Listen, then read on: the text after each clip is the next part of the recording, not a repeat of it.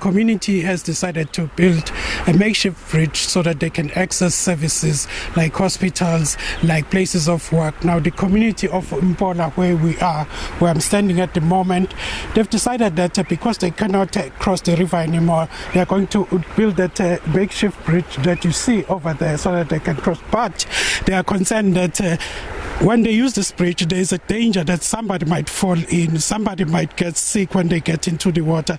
There are people who want to access the hospital who are sick, that the condition might get worse. The parents were with us this morning. They are saying that they are always here in the morning since the bridge was washed away by floods. They are always here in the morning to help their children to cross the river so that they can get to school, so that the elderly can get to hospital, so that others can also go to places of work at a hospital in St. Mary's here near Mpola. The community crosses from where they live at Mpola section. But I've got two people who are going to speak to us about the situation that they go through every morning when they have to go and access these services. Can you just tell us, thank you very much for joining us, Sisi. Can you just tell me, you are saying that you've got a child who has to cross this river here, this makeshift river. Can you just tell me the dangers posed by crossing this river every morning when you help your child? Yes, firstly, we were walking inside the water, carrying them on the back.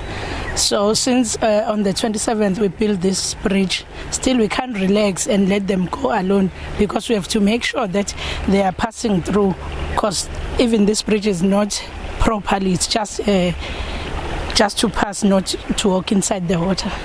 So maybe the child can fall. You have to assist her or him until he crossed the river. Yes. And you have to carry your child so that he can get through to school. I'm going to speak to a gentleman here who assisted was involved in building this makeshift bridge, which is dangerous. Baba, can you just tell us the dangers posed by this bridge that you constructed? You were involved in the construction of this bridge. Tell us about it. But also, you're saying that the people who are sick cannot afford to cross here because it's cold in the mornings. They cannot afford to expose themselves in those situations.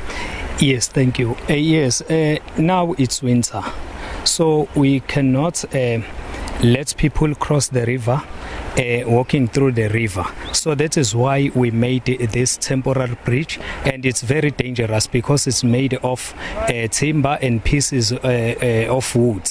So now because it's winter and we are coming from the latest floods, the sewer pipes are spilling into this river. So those people who got arthritis and who are diabetic, they can't cross here because they are going to put their lives more in danger.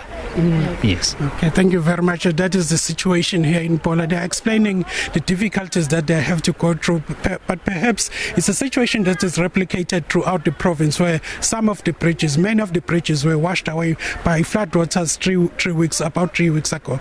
Aside from these difficulties of a bridge being washed away, is the fact that the area is still also without water. People are still struggling to get water. They're telling us that the water cans, the water cans, are not coming on time, or in some places they don't come at all. But they're also faced with this difficulty that when people return from work at St. Francis, where they access also services, basic services that help people to pay for daily necessities,